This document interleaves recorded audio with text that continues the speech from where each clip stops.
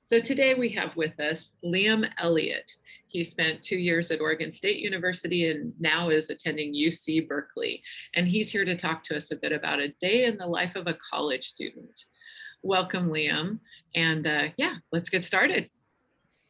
Hi, yeah, I'm happy to be here. So I graduated from Churchill High School in 2017, and I went straight from there to Oregon State, where I did 2 years in Corvallis, and I transferred after my sophomore year down here to California, where I am attending UC Berkeley. I started out at Oregon State thinking I wanted to do something in engineering, and had always been interested in biology. Um, so I thought I would do biomedical engineering or bioengineering. Um, but that got really challenging with all the math that you have to do as an engineer. So I decided to drop the engineering part and just went into biochemistry.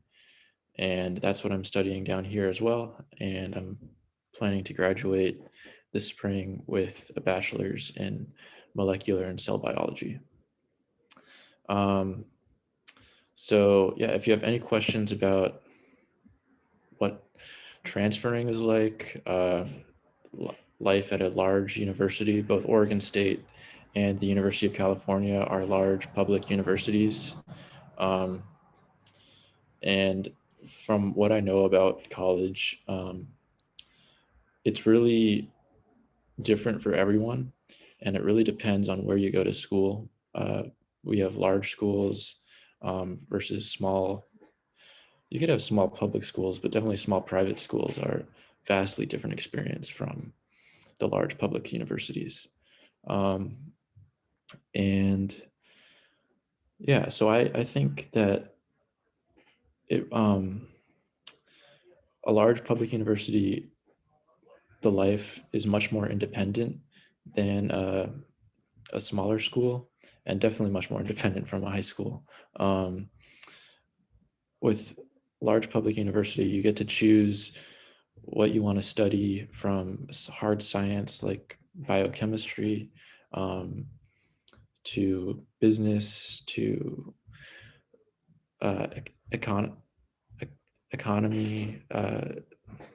I don't know, lots of different things you could study, and you get to choose what courses you're taking.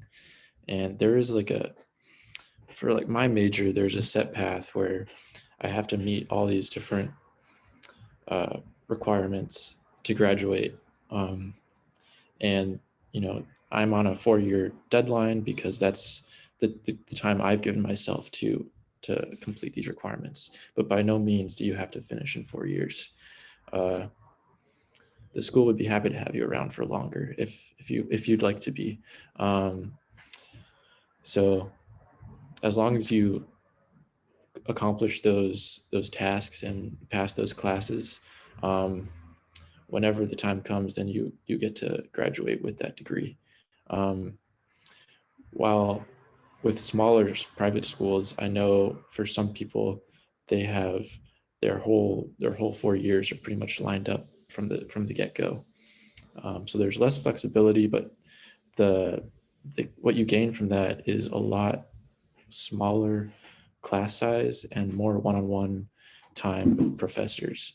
So if you're thinking of like even planning your future after college, like a graduate school program, smaller schools have a large they have a large upper hand with that, because there's an easy access to professors who can write you letters of recommendation, which I'm sure you guys know about if you're planning to apply for schools, or if you have already. Um, letters of recommendation are pretty essential. Um, so being able to be in a smaller school, you get the access to professors that can write you letters of recommendation. And then also opportunities in jobs or doing research or working with professors. Um, at a large public university, there's a lot of opportunities for working with professors. They have labs for like biochemistry or like chemistry or biology sciences. Um, Here at Berkeley, there are labs doing science in anything you can think of, and they're always looking to hire undergraduates um, to work in their labs or even start their own projects. Um, However, those are really competitive positions because there are so many students.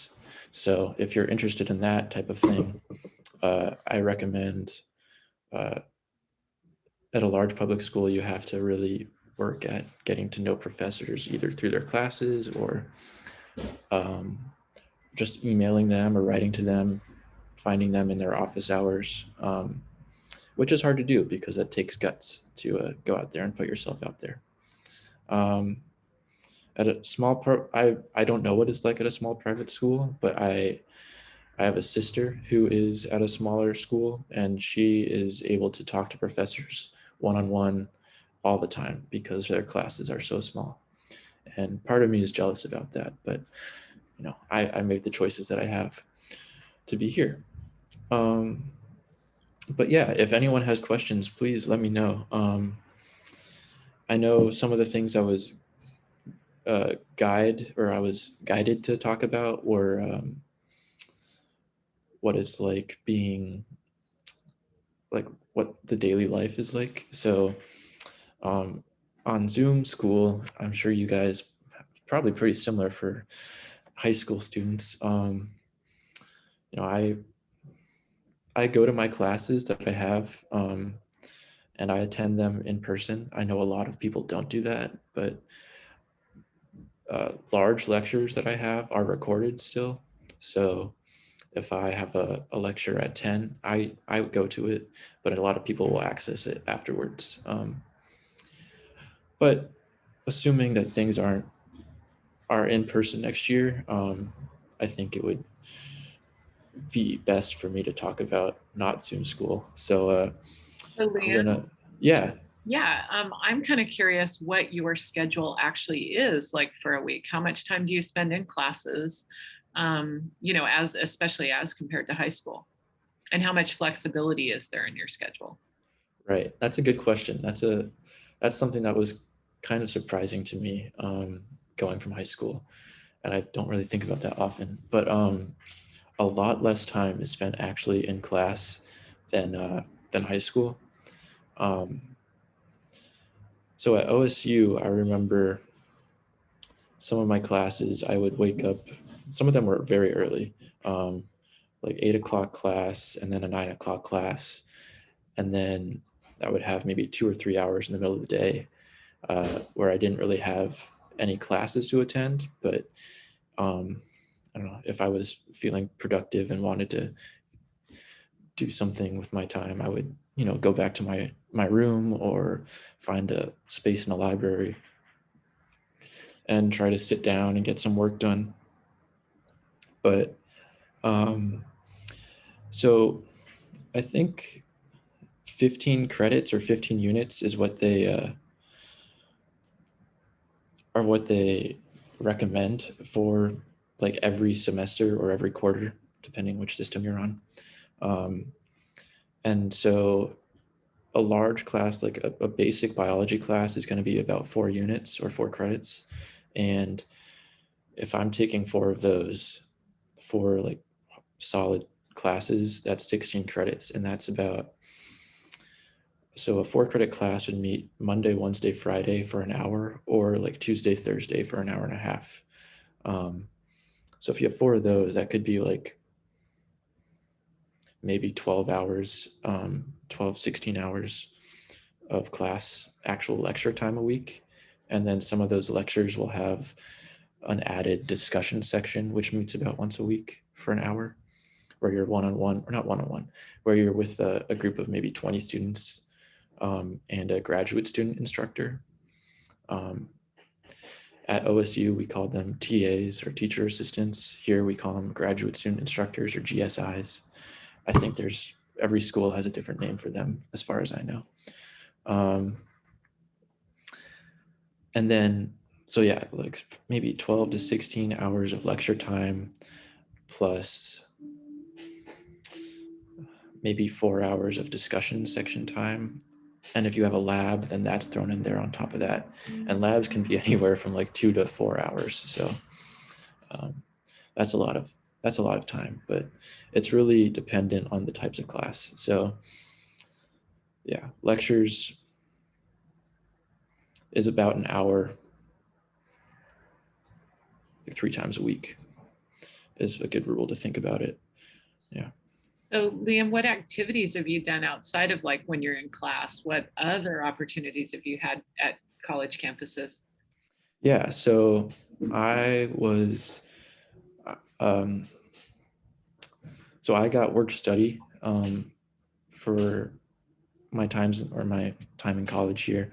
So I've had a work study position, which is a federal program that's basically a way of giving you financial aid by letting you apply for a job with the school, and it's you get money from the government, and it's just paid to you for your time working for whatever job. So I've been lucky enough to get into a research lab here at UC Berkeley, where I pretty much help with the research, but doing like maintenance and preparation tasks.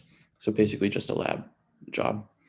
Um, so I work there I try to get 10 hours a week, but there's really not that much for me to do.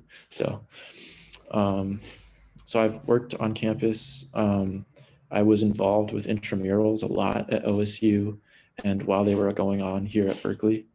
Um, so I played a lot of soccer in my high school career, and I love playing soccer. So I got involved with intramural soccer, both at OSU and here at Berkeley, and that's always fun. People of all different groups sign up. I played against a few religious teams. I played on the law school team here at Berkeley, even though I'm not a law school student. They just needed an extra player, so I played with them. I think that's a great way to meet people, but I think the best way to meet people is to join a club that you're interested in. And that was another thing I wasn't really prepared for joining college, was that the number of clubs. You could find a club pretty much doing anything wherever you end up at school. I think schools really encourage students to join or to create clubs. So if you are interested in something and there isn't a club for it, I'm sure your school would be happy to let you start a club.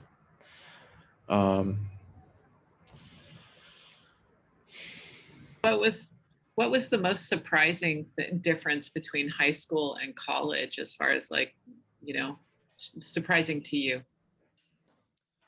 I think it was really surprising how much free time you have in college and room to like be independent and decide what you want to do with your time. In high school, if you're in class and on the school grounds most of the day, um, you're in school most of the day. But at college, you can be walking from one class to another and see people just hanging out on a field, like on the quad, or if you're trying to study in a library, there's going to be groups touring the library or people playing a piano in the library. There's always things going on outside of the university that are just happening on the campus because people want to come to the campus to either advertise or get opinions or just interact with a large group of students. I remember walking around OSU's campus and there would be like food carts or like Monster Energy drinks would come and just hand out free samples to students because they wanted their brand to be spread around the campus. There's a lot of free time, and you have to be able to. High school students know how to manage their time, and are definitely figuring it out now if they haven't already. But I think it really challenges you at college because that system of being in school isn't there anymore. You have to kind of manage that by yourself even more. Yeah. Any amazing homework tips? Um, Something I'm really missing or have been missing this year is going to a library. I felt like I was most productive if I went to a library, sat down, and just tunneled through my stack of homework that I had to get done. Um, and even if it's not homework, just studying, I feel like being in a library is just a better place to study. Um, I've been trying to prepare for my finals coming up um, here in my apartment, and it's really not the same. It's so much easier to get distracted living or trying to work from home. So Yes, yes, where a lot of us are finding that. Yeah, yeah. yeah. So any advice as far as people preparing to move away from home to go to college? Yeah. I would say make sure that you are prepared to like feed yourself. That's something I know a lot of people take some time getting used to. I know if you're going to live in a dorm, you're definitely gonna have dining halls available. But if you get tired, you can easily get tired of dining hall food. And I think it's important to know how to at least make some food that you know you like, so you can just make that whenever you need it. Yeah. And then also,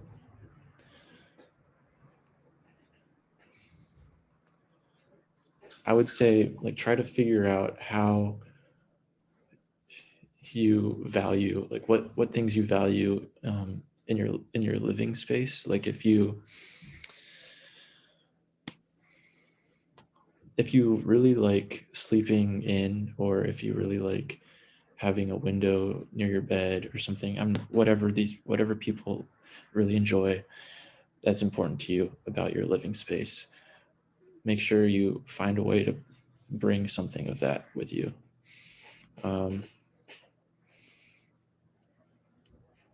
For example, I like waking up to natural light.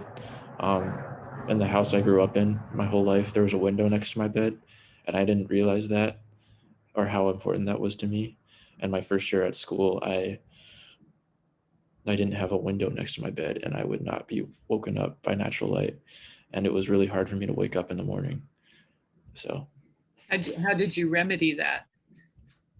I had to set multiple alarms with my phone and an alarm clock that I wouldn't just turn off immediately. So Wow, good yeah. fix. So students, do you have any questions? You can drop them into the chat. Liam, I was going to say, what else had you thought about as far as are there other things that you were asked to kind of share about that are on the, you know what I mean? Yeah, let me check really quick. I know there was questions about like things I found surprising. No one told me. And then things that they won't tell you on a website or brochure. Ooh, that's good. Also, I'm wondering, did you know exactly what you were going to go to school for, or did you change your major at some point? And kind of piggybacking on that, because now that you hang out with college students, um, do many of them talk about how they changed their major once they were in school? Oh yeah, absolutely. I think this is one of the biggest things that I have a problem with the application process for schools about is so much of the application process is about explaining what you want to study. And like even when you're applying to like University of Oregon, Oregon State, they ask you what your major is going to be. And I think that's criminal because you can apply to be in the engineering program and they'll determine your eligibility to attend the school based on how many engineering students they're going to accept. But then once you're in there, you can change your major all you want. And no one knows what they want to study when they're graduating high school. I mean, I applied to the engineering program at OSU, and I was accepted as an engineering student, and then I didn't really want to do it anymore. So I switched to biochemistry, and that's what I'm studying now. Um, I know a lot of people that they wanted to become doctors. They were planning on studying health and then realized that they prefer psychology. And there's a lot of psychology students at OSU. Um, yeah, so people switch their majors all the time. That is not something anyone should ever be afraid of doing. And even on top of that, I hear from people all the time that whatever you major in school, it really doesn't, your future career and what you end up doing uh, very infrequently has anything to do with what you majored in as a college student. So if you are interested in something and you want to study history in college, by all means go for it. And your future career probably doesn't need to have anything to do with history. But yeah. So what are some skills that you think would be important for someone to have for college? And that can be academic or otherwise, because as you mentioned, even being able to basically cook and to do some of those things to take good care of yourself. But what are some skills that come to mind? I think a big one is to understand yourself enough to be able to make yourself feel comfortable and happy wherever you end up. I know a lot of people struggle with, especially during online school, but even without online school, there's people that struggle with feelings of loneliness, homesickness, um, some isolation, uh, especially the first year of college. So being able to, feel comfortable with yourself in your dorm or wherever you're living. And a lot of people just need to go outside, get some fresh air. Um, I know in Oregon that can not be so easy sometimes when it's cold and rainy, but you guys grew up with it. You're used to it. So I would embrace the outdoors. Fresh air is always good for people. So be able to make yourself happy with either fresh air or whatever it is that you need. Going for a walk is a really useful skill. Especially as a first year student, if you have a roommate, sometimes it's important to get away from them. Um, when I started at OSU, I was roomed with a friend of mine from high school, and we didn't really know each other that well before we lived together, and we became really good friends. But I think a lot of the time I spent too much time just hanging out with my friend, and I needed to get some space away from them. So Knowing when to get some space is a skill too. yeah, when to get space, knowing what makes you happy, knowing how to make yourself comfortable or feel comfortable. And then as far as schoolwork goes, I think it's important to set deadlines for yourself that don't necessarily reflect the deadlines of assignments or exams or whatever other things are going on. And that goes for a lot of things besides schoolwork as well. If you want to apply for a scholarship or a job or, I don't know, get your mom a birthday present or something, just setting a deadline for something, write it down on a calendar, write it down on a piece of paper. I feel like I'm 10 times more likely to do something if I've written down that I need to do it. Is that a skill you developed as a college student? I think so. I can't imagine myself writing things down in high school. I was a mess, but now I keep a calendar and I just write things all over it. And I think it's helped me a ton. And so being out of state, you mentioned loneliness and isolation, although by the time you were down in California, you'd been a college student for a couple of years. Yes. So as far as not just you, so I'm talking about some of the people you know, other college students, what are some things someone who's feeling lonely and isolated, at, like you said, taking care of yourself and going for a walk, things like that. But are there resources on campus for folks who are feeling isolated or lonely? Yes. I'm not sure about all schools, but the two that I've been to and a lot more that I know of have uh, campus resources for mental health. Um, at OSU and here, coincidentally, they're both called counseling and psychological services. Um, so these are resources if you need someone to talk to, therapy, counseling. Um, so that's if you feel like you might need some help um, with the mental health side of things. If you're looking to make friends or just branch out a little bit and do something new, um, I was saying this earlier, but clubs are a really good way of making friends. They're generally organizations for everything. I think OSU has rock climbing clubs, soccer clubs, uh, reading clubs. They had a robotics club. Engineers Without Borders, I think, was a club. Yeah. Um, So just about anything you can think of has a yeah. club. These are clubs that I know of that I was interested in and went to a few meetings of, but that's just me. Like there's clubs, endless clubs. Yeah. How do So you find, whatever. what's the best way to find out about what clubs are available? I recommend looking at the college websites. They'll have a way. OSU has a list of them, and you can scroll through the list for hours if you really want to see all the clubs they have. A lot of the orientation process of like starting as a new student somewhere, they had like an evening where they had all these clubs set up tables and you could walk around and see all the different clubs and what they had to offer. And then they also tell you a lot about different student organizations when you're starting at a school.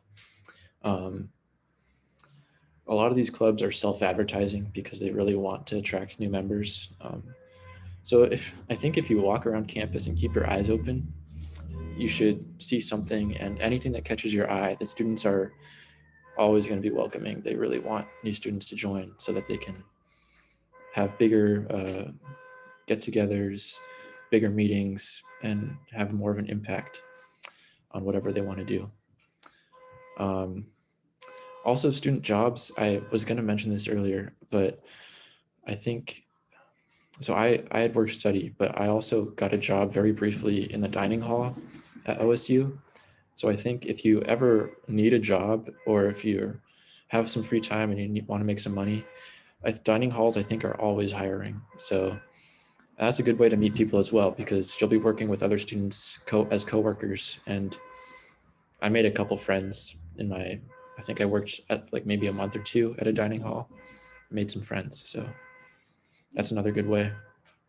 And you get paid. So Yeah, good advice. Any questions from our students? You can drop them into the chat. I saw someone asked how much time I think I spend studying a day. And that's a very good question because I was explaining earlier, I think maybe I spend 3 hours, three or 4 hours in class a day. Studying, it really depends. I think doing homework, there are assignments that help me study. So I think some days I don't spend any amount of time studying, but that's because I am working and at my job. So then so like Monday, Wednesday, Friday, I work from like 3 to 6. But then Tuesdays and Thursdays, I typically spend maybe 2 hours doing homework. And if there's no homework to do, then I'll try to review, go over my lectures and the material that I have. There's also, so tests. So in college, tests account for a significantly greater portion of your grade, which I don't agree with, but that's the system that we're in. So I work with it as best as I can. I don't think tests are a great way of testing someone's knowledge, but I think a lot of classes are trying to work on that. So they include more assignments like quizzes and writing assignments and projects on top of the exams. So typically there's like 2 or 3 exams for a class and then maybe 5 quizzes throughout the semester or quarter.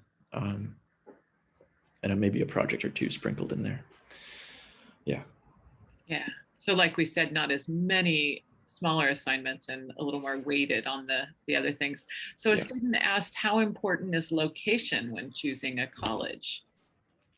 I think that's really up to the individual. When I was applying to school, I thought I wanted to live on the East Coast. I had family over there, and I I liked some of the schools over there. But then, due to some family circumstances, I decided to stay close to home my first 2 years. Um, so I think it's depending on you and what your family is comfortable with. Um, so if you're really a go-getter and I don't know, you want to break away from the life that you've known over here on the West Coast, then by all means, go for it. I recommend knowing the weather where you're going to go. Um, Oregon, believe it or not, has a pretty temperate climate. Um, the East Coast is a lot colder, windier, uh, and sometimes often wetter than Oregon is. Um, California, nice and sunny usually, sometimes pretty gray, but I like it down here. Um, and I enjoyed staying in Oregon. I like the rain and I miss it. But yeah, I think it's up to you. If you know you really want sunny weather, that can definitely have an influence on where you want to go to college. And I don't think there's anything wrong with that. So Liam, this is probably our last question while recording, Okay. but I mean it's the traditional one here. What is, if you could tell your younger self one thing, if you could go back and tell yourself one thing when you were in high school, what would it be about college? Oh boy. I think I would tell myself that it's not necessary to apply to so many schools. I applied to a lot of them, and I know a lot of people do. But I would tell myself that staying in Oregon is a great idea, and there's no problem in transferring afterwards. As someone who's done that, I can say, it's a challenge at the time, but there's no problem in doing so. And whatever makes you, whatever school you really feel a connection with is the right choice for you. So, yeah. Well, thank you so much for being here and answering all these questions and sharing about a day in your life or a week in your life, actually the last few years of your life. I'm going to stop recording now and we will open it up to some Q&A.